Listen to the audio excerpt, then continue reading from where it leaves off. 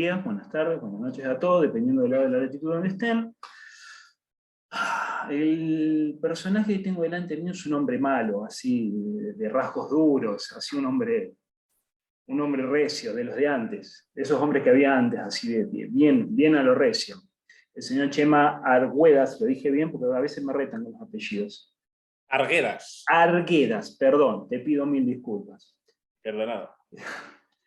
El señor es preparador físico, especialista en entrenamiento de ciclistas y sobre todo en ciclistas amateur, ha escrito varios libros, ha colaborado con un montón de publicaciones, de foros, es especialista en nutrición, creo que su hija también ha seguido el mismo camino, por lo que estuve leyendo por ahí, ha influenciado a la hija por esos lados. Es muy interesante escuchar algunas cuestiones que dice, porque cuando yo lo escucho en las entrevistas o en los podcasts que graba, tiene preguntas muy concretas y muy directas, lo cual a veces es difícil de conseguir. Todos a veces buscamos hacer la pregunta más compleja tratando de mostrar que sabemos algo y nos olvidamos de la simpleza de las cosas. Así que, señor Chema, ¿cómo le va? Muchas gracias por estar acá. Pues muy bien, encantado y muchísimas gracias por tu invitación. A pasar un buen rato, que es de lo que se trata. Es la idea, es la idea. Lo primero que te voy a preguntar es, porque se me perdió la cuenta ahí con un número que me dijiste fuera de cámara, ¿cuántos libros ya tenés publicados? 9. 9 libros, ¿me los puedes nombrar? Pues planifica tus pedaladas, que Sí. te los digo por orden, alimenta tus pedaladas, Uh-huh. Planifica tus pedaladas BTT, luego viene Ranutrition, que es para RAES de nutrición, pedaladas bajo techo, planifica una prueba por etapas, potencia tus pedaladas, planifica una gran fondo y ahora acabo de sacar planifica tus pedaladas Evolution, que sustituye al pedaladas bajo techo que tenía antes. ¿Con qué enfoque te pusiste a escribir? ¿Cuál fue tu enfoque? ¿Cuál fue tu idea? Pues es que esto trae cola, porque yo cuando empecé a hacer ciclismo los 3 primeros años, pues prácticamente era un cicloturista que participaba en pruebas y como he comentado en alguna de mis introducciones en el primer libro, yo he llegado a alguna prueba cicloturista y no he llorado subiendo el último puerto porque iba tan deshidratado que no tenía ni agua. O sea, entonces yo he llegado a una prueba y a una marcha cicloturista y me han dejado el recuerdo en la panadería o en el bar del pueblo, en la plaza donde estaba, porque estaban desmontando ya todo.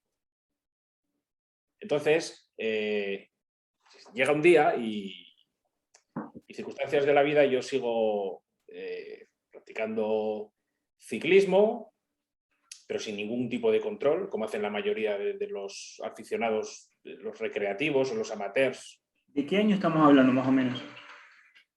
Mira, yo empecé a hacer bicicleta en el año 95. 95. Bien. Y yo hasta el año 98 iba como un pollo sin cabeza, como decimos aquí. O sea, no tenía ni idea de cómo había que entrenar, pulsómetro, prácticamente no había pulsómetros, no había ningún tipo de información.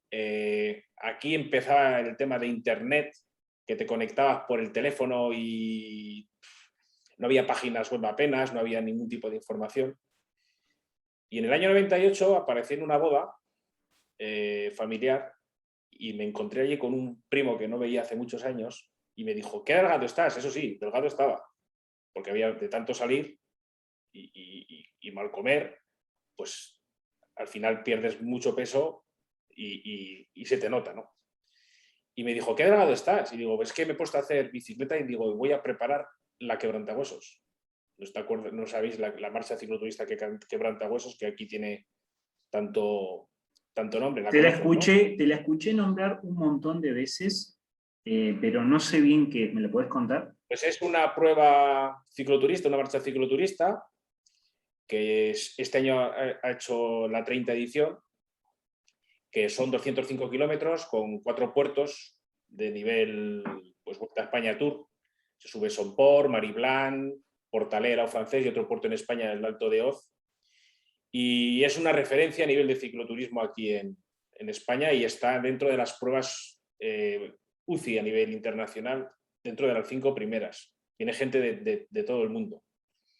Y entonces se celebra el tercer fin de semana del mes de junio y participan ahora unos 8.500 participantes y tiene una prueba la hermana pequeña, que es una que le llaman la treparriscos, que participan unos 1.500. ¿1.500? Wow. 1.500 o 2.000. Y es una experiencia que para el cicloturista es única, por el ambiente que hay distintos diplomas y la gente prácticamente la tiene como referencia. Ahora el abanico es mucho mayor porque se ha globalizado el tema de las marchas cicloturistas, pero es la madre de todas y es la referencia en la que todos en aquellos años nos fijábamos. Te estoy hablando, yo cuando hice la primera fue en el año 95. Y participé en 24 ediciones. 24 ediciones. O sea que la conoces bien la carrera. Sí, sí. Además hay unos vídeos que grabé con una productora, también dividido en 6 etapas para una marca de aquí, de España, Cervezas Ámbar 00, que era una promoción de la marca. Y sí, la conozco muy bien, porque además entrenando la he hecho también por mi cuenta unas cuantas veces. Entonces, aquí es la referencia y muchas veces pues escucharán hablar de ella. Y el libro en un principio, el primero, está enfocado a una preparación para un tipo de prueba como la... Y me desvío del tema. A mi primo le dije que la estaba preparando y me dijo, anda, pues mira, nosotros tenemos un programa de radio. Él era un accionista de una cadena de Radio Ebro aquí en Zaragoza, donde yo vivo. Me dice, pues tenemos aquí un programa de radio, si te quieres acercar, todos los lunes grabamos y te pasas para que veas cómo es. Y le dije que me acercaría. Y me acerqué. Me acerqué el primer día y luego estuve 2 años allí ya. No dejé de ir. Entonces no había nadie que se ocupase del tema del cicloturismo. Yo no tenía ni idea ni de nutrición, ni de entrenamiento, no sabía lo que era un hidrato de carbono, ni sabía nada de nada. Y entonces yo me dedicaba pues a informar de cuando había alguna prueba, los días que se hacían. ¿Qué edad tenías en esa época? Yo pues tenía 30 años entonces. 30 años. Ajá. Yo era maquinista de Renfe, yo era conductor de trenes, yo he sido 34 años maquinista de trenes, que es la empresa aquí. De deporte jugué mucho al fútbol hasta que yo entré con 17 años, con 18 años, cuando entré en ferrocarriles, en Renfe. Y bueno, la bicicleta pues era un hobby como la tienen muchos otros cicloturistas, que tienen una profesión y luego pues es un hobby, igual que correr o igual que nadar o lo que sea. Y bueno, y allí en ese programa yo conocí a Carlos Hernández, que por aquel entonces era seleccionador nacional de BTT, que había sido ciclista profesional, que había sido campeón de España 1 o 2 veces, había ganado en la Vuelta a España en la montaña, había sido compañero de Indurain 8 o 9 años en Banesto. Y joder, yo le dije, digo, pues alguien así, de ese nivel, que lo tienes a mano todos los días, le dices, pues podrías ponerme un plan de entrenamiento para preparar la marcha cicloturista, la QH, llamamos la QH. Y me dijo, pues vale, pues el lunes que viene quedamos, antes del programa, te preguntaré unos datos y te comienzo a entrenar. Y cuando me dio el plan de entrenamiento, que lo preparó, dije, esto es imposible. Digo, si yo estas pulsaciones las llevo ya casi cuando bajo en el ascensor. O sea, es que a lo que estaba acostumbrado cuando sale sin control y lo que me había puesto él es lo que le decía yo los primeros días. Digo, es que me pasan hasta las abuelas. Que luego en la introducción de mi primer libro dije que el secreto de la evolución está en que te pasen las abuelas al principio de la temporada. Y claro, yo tenía fe en él porque lo veía todos los lunes y le podía preguntar y sabía quién era. Porque si no, era muy complicado el confiar, porque estás haciendo todo lo contrario que te han estado recomendando los del club, los compañeros de por aquel entonces. Entonces, te planteas decir, ¿sigo o no sigo? Y él me decía, ¿tú cuándo me has dicho a mí que quieres estar fuerte? ¿En mayo y en junio? Y dice, pues no te preocupes, que en mayo y en junio me lo cuentas. Y fue tan bestia la evolución que tuve en un año, haciendo todo lo contrario que había estado haciendo los últimos años y todo lo que veía que hacía la gente, y dije, esto tiene que tener alguna explicación. Y entonces fue cuando yo ya empecé a preguntarme y a preguntar, y acabé, digamos, en la fisiología aplicada al ejercicio, que al fin y al cabo es lo que se consigue Vos haciendo. sabés que, vos sabés que en relación a lo que vos me decís, hace 12 años cuando yo entré a entrenar con el equipo, mi jefe técnico me dijo, ustedes vienen de un sistema caótico, porque el caos hace avanzar rápido. El problema es que eso tiene una vida corta. Y dice siempre, el orden siempre sobresale al final. Y siempre termina ganando el orden sobre el caos. Cuando vos multiplicás caos por caos, lo único que vas a obtener es caos. Cuando vos pones orden sobre orden, a lo largo plazo vas a tener resultados sostenibles en el tiempo. Fue una de las primeras lecciones que me dio, que tiene relación directa con lo que vos me acabas de decir. O sea, vos es como que te contrastó algo organizado contra algo caótico que venía de diferentes fuentes de información. Es muy sencillo. O sea, tú, la mentalidad que tiene el ciclista recreativo, el amateur, es que quiere ir rápido y quiere ir con la gente que va rápido. Y él, su forma de conseguirlo es intentar seguirlos. Pero eso al final no se consigue absolutamente nada.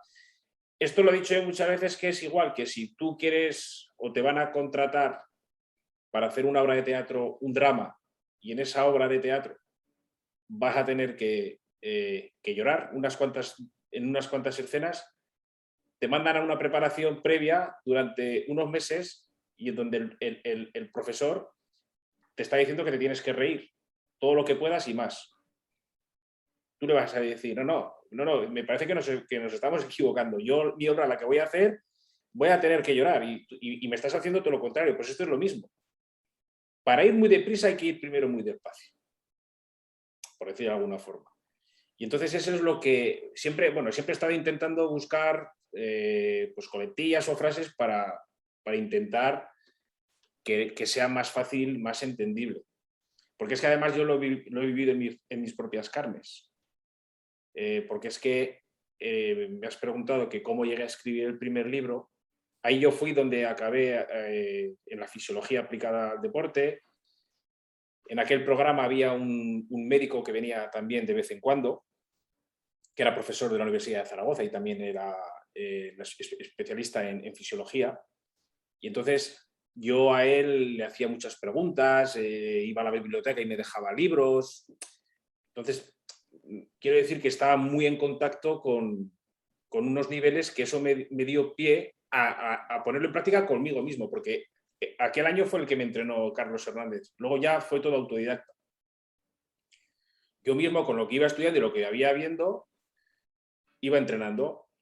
Y al fin y al cabo luego te pones a estudiar y es un poco desmoralizante, porque te vas encontrando distintas fuentes que muchas veces son contradictorias.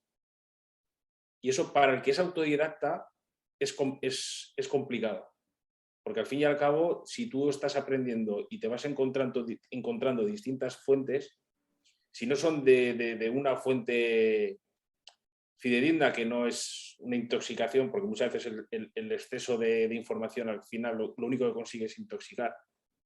Pero claro, yo tenía la suerte que por aquel entonces la mayoría de la información era de calidad, porque no había páginas web como hoy en día, ni había montones de foros, ni te quedabas con lo que leías en multitud de hoy en día con las redes sociales, por ejemplo. Y yo, con el paso del tiempo, esa marcha cicloturista que llegué a ir de los últimos, al igual que en muchas pruebas, con el paso de los años yo fui adelantando posiciones en el pelotón, y en cada proceso yo iba conociendo los fallos, hablando con la gente, yo veía de qué carecían, dónde estaban los, digamos, cómo me sentía yo, y al final conseguí en muchas pruebas llegar muy delante, incluso entonces había trofeos, ganar en mi categoría, hacer podium, en la quebrantahuesos llegué a ir en vamos, de los primeros, hasta mitad de prueba. Llegué a hacer un puesto 150 de 7.000 o de 6.000 o 7.000. Claro, eso me dio a mí confianza y entonces ya la gente empezó a decirme, mis amigos, podías entrenarme, podías prepararme tú. Y luego también es que yo era un chapas. Un chapas es que íbamos con la bicicleta y él nos iba hablando todo el día de mitocondrias, de vasos capilares, de fibras musculares, porque al fin y al cabo todo lo que yo aprendía estaba tan emocionado que yo se lo quería contar a ellos, que quería compartir el mundo tan bestia que había ahí. Entonces, claro, yo, por ejemplo, leía cualquier cosa y tenía que saber el porqué. Me daba igual que fuera biología molecular, que fuese bioquímica, que fuese nutrición. Yo tenía que saber el porqué de todo. Entonces, eso cuando te gusta tanto y eres una esponja, pues se va quedando ahí. Y al final, amigos me decían, tienes que escribir un libro. Tienes que escribir un libro, tío, porque lo explicas muy bien. Dice, y así nos dejas en paz y lo leeremos. Y claro, dice, porque es que no es normal la evolución que has tenido tan bestia. Del nivel que tenías a cómo has llegado ahora. Yo tenía un trabajo que era bastante exigente a nivel, no físico, pero sí, digamos, de atención, unos horarios muy malos, a veces pues falta de sueño, y aún así conseguí tener un nivel, y ellos me animaron. Y eso es lo que hice. Escribí Planifica tus pedaladas y luego había que sacarlo. Fui a 3 editoriales, no me hicieron ni caso. Hubo una de ellas que sí que mostró un poco de interés, pero no. Al final se lo dejé lo que es la matriz leer a varios amigos y todos me decían que estaba muy bien, que era una pasada. Esto es una pasada, pero claro, cuando se lo dejas a los amigos, tú te piensas que los amigos te están regalando los oídos. Hasta que un día se lo dejé a un amigo en particular y me dijo, si tú sacas esto y se publica, la que vas a liar va a ser buena. Dice, esto es una pasada, tío. Claro, es que no había nada. Es el libro que me hubiera gustado encontrar a mí cuando yo empecé.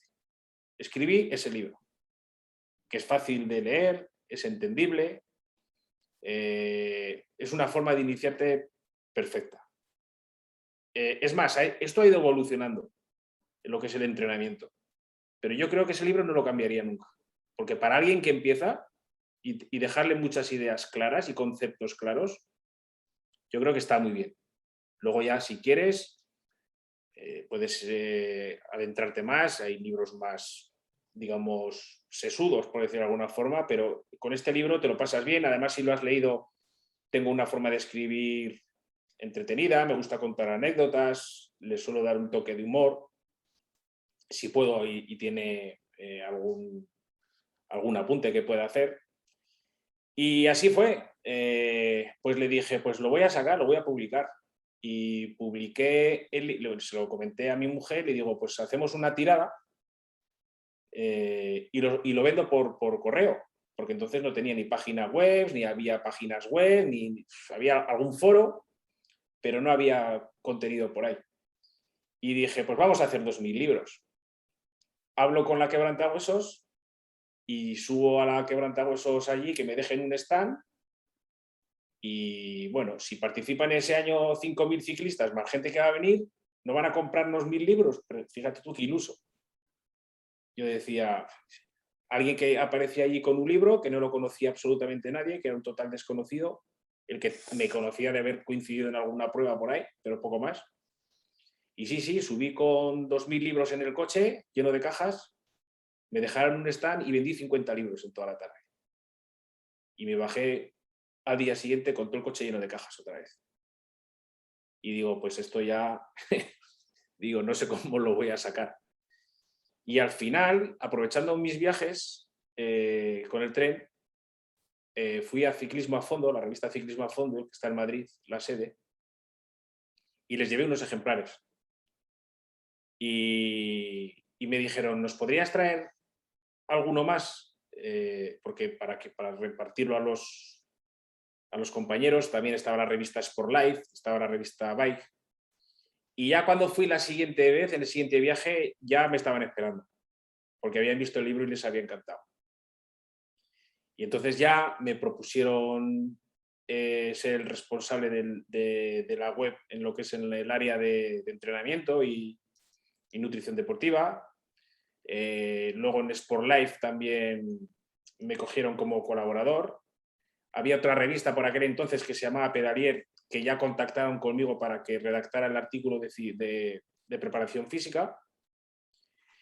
Y ya, pues, a partir de ahí, el boca a boca, como se suele decir, la gente que compró aquellas primeras unidades y ese año siguieron los planes de entrenamiento, aparte de que el libro está entretenido, lo pusieron en práctica y la evolución era pues lo mismo, pues lo que digo yo siempre, le puse puertas al campo.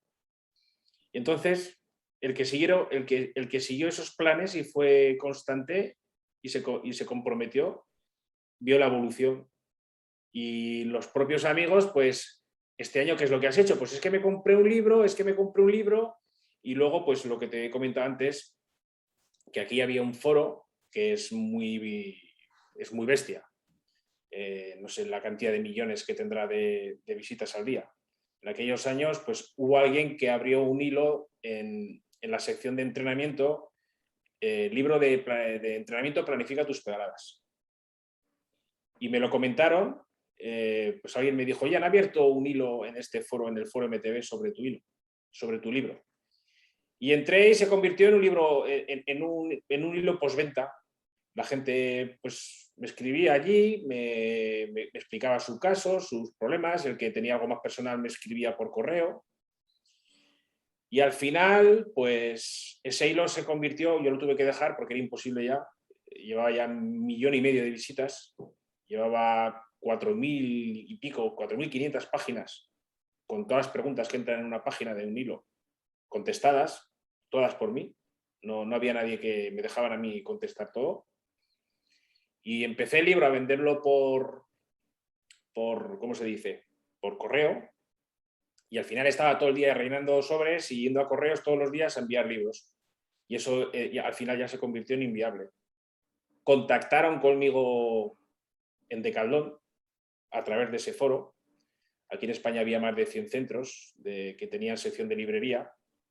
Y me dijeron que, bueno, contactó primero un centro en Alcalá de Henares, que el director del centro era ciclista. Y me dijo que, bueno, que normalmente el protocolo era que ellos cogían unos libros y en función del tiempo que tardaban en venderse en tienda, pues te hacían otro pedido, tenías que pasar unos filtros para poder vender el libro ese a nivel nacional. Porque ten en cuenta que yo soy autor, editor y distribuidor de todos mis libros. Entonces lo gestiono todo yo.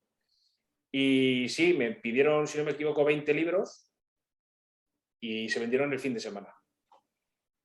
La semana siguiente ya estaba firmando un contrato en Madrid con la central para enviar libros a todos los centros. Yo los enviaba a un punto en concreto y ellos los repartían. Y luego ya pues contactaron conmigo muchas librerías, alguna cadena de librerías también. Y entonces esto fue haciéndose una bola. Luego escribí a los 2 años Alimenta tus pedaladas, que me parece que la primera edición ya la hice de 5.000 ejemplares y en 2 meses estaba agotada.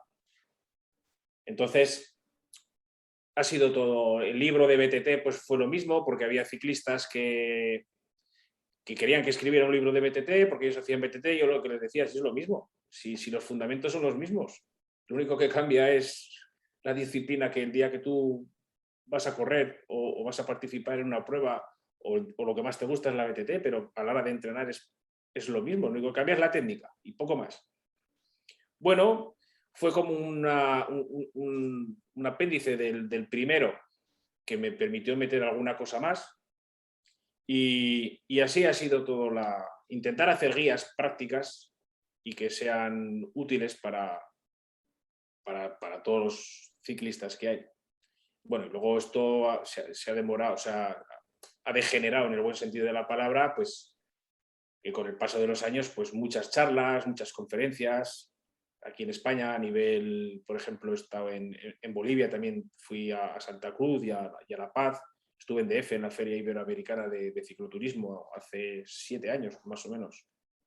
En Bolivia estuve hace 4 años, he tenido ofertas de Panamá, de Colombia, pero no me da la vida, como se dice.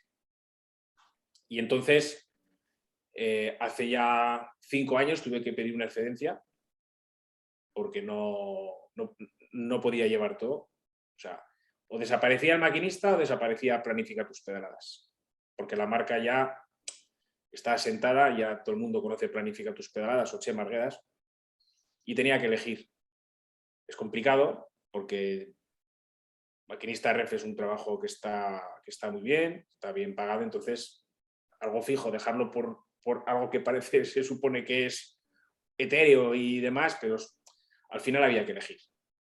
Y elegí por el hobby, que se convirtió en, bueno, tenía mis garantías, por supuesto, y se convirtió en lo que es la profesión. Y luego estuve un año de excedencia, volví y ya me fui definitivamente, y hace ya más de 3 años que solo me dedico a lo que me he dedicado en los últimos 10 años.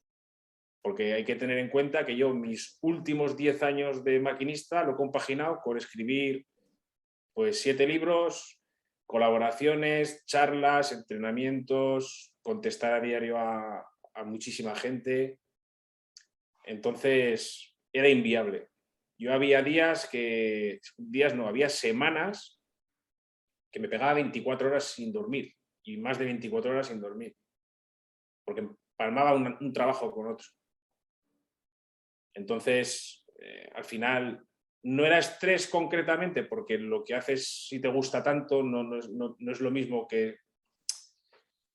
Y encima a mí va bien, pues no es un estrés distinto, ¿vale? Y así fue como hasta el día de hoy, que hacen ya pues 13 años. Es una pregunta, tengo varias preguntas, me diste pie a varias cosas interesantes. Te voy a hacer una pregunta bastante tonta, pero me va a dar pie para otra cosa. ¿Vos te considerás un entrenador? Sí. Bien. Si te consideras un entrenador, ¿qué hitos en tu carrera de entrenador, qué hitos, qué momentos o qué situaciones en tu carrera de entrenador te han hecho, vamos a empezar con lo más difícil, te han hecho dudar? Si ha habido alguna vez algún hito o algo que te ha hecho dudar de la profesión o del camino que estabas siguiendo. Sí, creo que sé por dónde. Dudar no me hace dudar nadie. En lo referente a lo que yo planteo. Uh-huh. Porque coger la forma es muy fácil, ¿sabes? Lo que pasa es que, a ver, esa forma, ¿qué nivel alcanza y cuánto te dura? Que es lo que digo yo. Yo he visto en 12 años, yo tengo casi 13 años en la profesión, casi como vos, y yo he visto aparecer y desaparecer a muchos entrenadores. En este camino yo he visto mucha gente aparecer y mucha gente desaparecer. Y cuando yo me pregunto por qué, y consulto algunas cuestiones, es porque todos querían o se les dio algún éxito muy rápido, muy fácil, o se les dio de repente, pero eso no es real. O sea, el éxito inmediato no es real. Entonces después se frustran de tal manera cuando no pueden volver a conseguir inmediatamente un éxito parecido, que terminan abandonando porque creen que no sirven o creen que fue por obra y gracia de la casualidad, que pudo haber sido o no, no lo sé. Pero yo creo que los entrenadores, tanto como los atletas, se construyen desde la frustración, desde lo que no me sale, para ver qué es lo que tengo que hacer para que esto me salga o qué es lo que tengo que hacer para poder conseguir esto. Entonces, la pregunta iba apuntando es si a vos has tenido situaciones frustrantes que te han hecho dudar de la profesión que elegiste. No, o sea, me han hecho dudar en mis primeros momentos cuando al principio de todo, cuando no era, digamos, el entrenador que cobraba por ello, facturaba por ello y digamos que era otro trabajo, digamos, que era un hobby, si para mí siempre ha sido un hobby, es otro trabajo. Me hacía dudar al principio cuando yo empecé, encontraba zancadillas. pero por otros profesionales. Ajá. Por mi forma de expresarme. Uh-huh. Porque, por ejemplo, en vez de decir el aumento de mitocondrias o el aumento de vasos capilares, decían que había que hacer biogénesis mitocondrial, angiogénesis, historias de estas. Yo era poco ortodoxo. Yo lo que siempre me ha gustado es hablarle al que tengo enfrente, que es alguien como yo, que he vivido, tengo la empatía, porque yo he sufrido calambres igual que todos ellos, he sufrido pájaras, sé lo que es ir alto de pulsos, sé lo que es caerte. Entonces, si eso lo conjuntas con lo que es la capacidad o los conocimientos académicos que tengas, eso para mí es una bomba. Eso me da a mí mucha, digamos, seguridad. Pero sí bien es cierto que la única vez que he tenido dudas, de hecho, cuando empecé a escribir en Ciclismo a Fondo, es porque dejaban comentarios en los artículos que escribía de que era, pues, zancadillas, que esto no es así, que esto... Y al final yo le llegué a decir a Pablo, bueno, que por aquel entonces era el director de la web de Ciclismo a Fondo, le dije, oye, Pablo, digo que esto... Dice, mira, Chema, dice, si te hemos cogido a ti no ha sido por casualidad. Dice, porque aquí tenemos a Yolanda Vázquez, que era la directora de Sport Life, que es bióloga, es nutricionista por la Complutense, y él también había sido nutricionista durante 8 años en la Federación de Montañismo, preparando a 8000istas, había escrito también varios libros, y me dijo, es que llegas a la gente de una forma que muy poca gente hemos visto hasta ahora. Entonces, han sido las únicas dudas, por decirlo de alguna forma. Porque luego a nivel de seguridad, a la hora de mis planteamientos y de mis argumentaciones, no he tenido ninguna duda, porque además es que siempre he tenido éxito.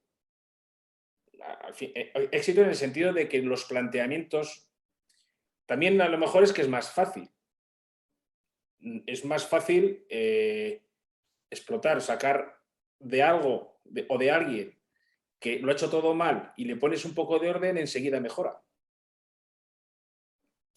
Pero también es una forma de educar, por decirlo de alguna forma, porque entrenar a un ciclista de alto nivel o muy alto nivel es más fácil, porque si tú le mandas o le programas lo que tiene que hacer, lo va a cumplir. Sin embargo, el ciclista recreativo es más difícil que sea tan comprometido, porque tiene muchas obligaciones que no tiene alguien que se dedica única y exclusivamente a la bicicleta.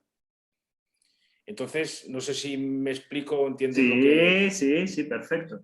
lo que te quiero decir. Entonces, he obtenido muy buenos resultados con ciclistas de muy altísimo nivel, entrenar algún profesional, no equipos World Tour y demás, pero sí, por ejemplo, de carretera, alguna chica o de BTT, pero es muy fácil, por decirlo de alguna forma, con un ciclista recreativo, porque es coger un coche, como digo yo, y tunearlo por dentro totalmente, y te viene un coche que es un utilitario normal y corriente, pues a poco bonito que le pongas, enseguida luce. Luego resulta que empiezas a toquitear y te das cuenta que ahí dentro hay un potencial bestial, que ni tan siquiera lo sabía el individuo. De la misma forma que ahora, por ejemplo, con los vatios son números. Y entonces, lo único que te da pie en los vatios es para saber que sigue siendo igual de malo, porque los números los ves y lo dicen. Pero esa es la... Yo siempre he estado muy seguro. De hecho, el podcast me ha venido muy bien, porque invitados que hemos traído de muchísimo nivel, al fin y al cabo me han venido a decir que lo que he estado siempre yo, digamos, defendiendo y proclamando, es que es así, es que no ha evolucionado. Han evolucionado muchas cosas. Ha evolucionado la nutrición, puede que sea de lo que más ha evolucionado. Ha evolucionado el entrenamiento de fuerza. Ha evolucionado los vatios, el análisis de datos. Pero lo que no ha evolucionado es la forma de plantear una temporada. El principio, con algunos, digamos, pinceladas, dependiendo del nivel ciclista, la base siempre va a estar ahí. Y eso no va Creo que el otro día, no me acuerdo si leí o te escuché, una idea que a mí me gustó mucho. Por ejemplo, yo detesto, me genera mucha repulsión la palabra HIIT. A mí me genera mucha repulsión.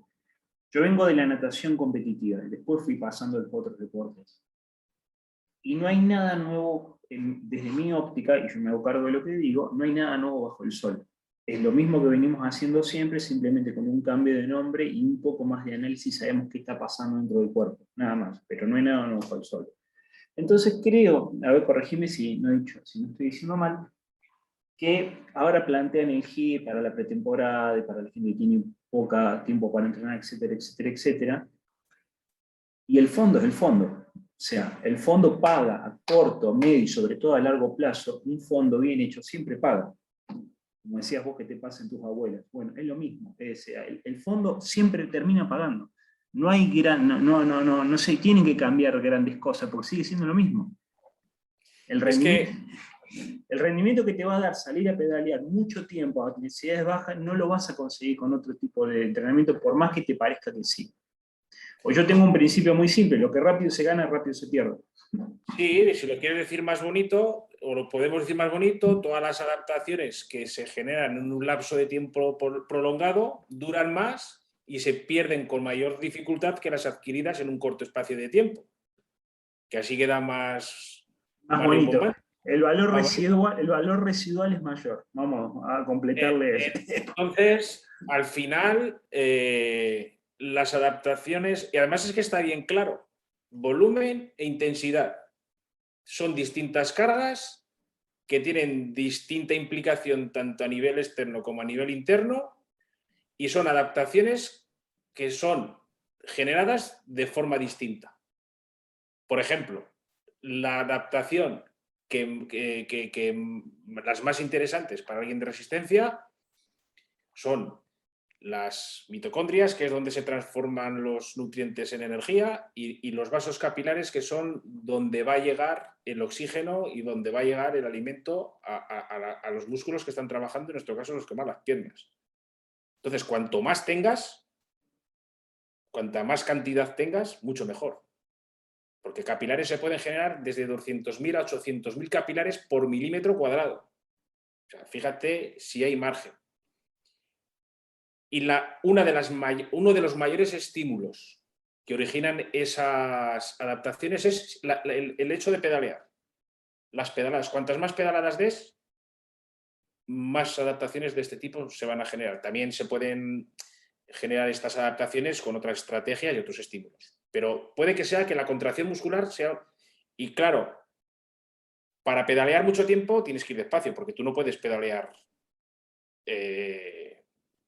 digamos... Sí, puedes un día ir hacer 2 o 3 horas muy rápido, pero es que luego vas a estar 2 o 3 días que no vas a poder pedalear rápido porque estarás fatigado. Sin embargo, la base, lo principal es el volumen, porque te da el poder entrenar muchos días, porque las intensidades son lo suficientemente bajas como para que con el descanso nocturno y a poco que te cuides, tú estés recuperado de un día para otro, salvo excepciones. Entonces, al fin y al cabo, la base, y bueno, y de hecho vino Lucía y le preguntamos, de hecho Raúl le dijo que bueno, que si hay un ciclista que tiene poco tiempo, 10 horas a la semana, si le metemos 2 horas de más intensidad, y al final Lucía le dijo que no, que el volumen. Vino Arteche y la última y sin decirle yo nada dijo que, por ejemplo, que un error muy grande era que ciclistas que tenían 1 hora de rodillo nada más, parece que 1 hora de rodillo no es nada, no se consigue nada. Y dijo que erróneamente muchos decían, pues como tengo 1 hora, pues y se prenden fuego en 1 hora de rodillo. Dice, no, en esa hora de rodillo tienes que hacer lo que te toca en ese momento. Y si tienes que hacer base, tienes que hacer base. Y tiene que hacerse a esa intensidad que tienes que ir. Y luego, ¿quién más? Josu Larrazábal, por ejemplo, de la forma que trabaja, él trabaja la base también con una alternativa con pulsaciones también, no solamente con potencia. Y él no, el test, ahora no me acuerdo exactamente, no sobrepasa el 80% de la frecuencia cardíaca. Sí, lo Y es escuché. más, que nos olvidamos de algo muy importante, que el discurso que yo doy es para ciclistas recreativos, para cicloturistas que tienen entre, pongamos, 30, 50 y 60 años. Y es que además es salud. Porque es que tú ten en cuenta que estás trabajando a una frecuencia cardíaca que, por ejemplo, para alguien que tiene hipertensión, se le establece una frecuencia cardíaca de seguridad si va a realizar ejercicio y es no superar el 80% de la frecuencia cardíaca máxima. Se suele utilizar la teórica, pues porque son perfiles que no es como nosotros. Y yo siempre he propuesto trabajar durante prácticamente 3 meses sin sobrepasar ese 80%. E incluso ha habido gente que estaba tomando pastilla para Beta-bloqueantes. Claro. Sí, pero ya no con una hipertensión a nivel, digamos, patológica, a nivel hereditaria. Hay gente que, igual que el colesterol, ¿no? La hipercolesterolemia, gente que lo tiene ya de genética de base. Y han conseguido dejar la medicación y están trabajando y han conseguido bajar digamos, la tensión a unos valores más que razonables. El ejercicio aeróbico es lo mejor que hay. Evidentemente, no puedes estar toda tu vida entrenando así. Para eso está la planificación. Y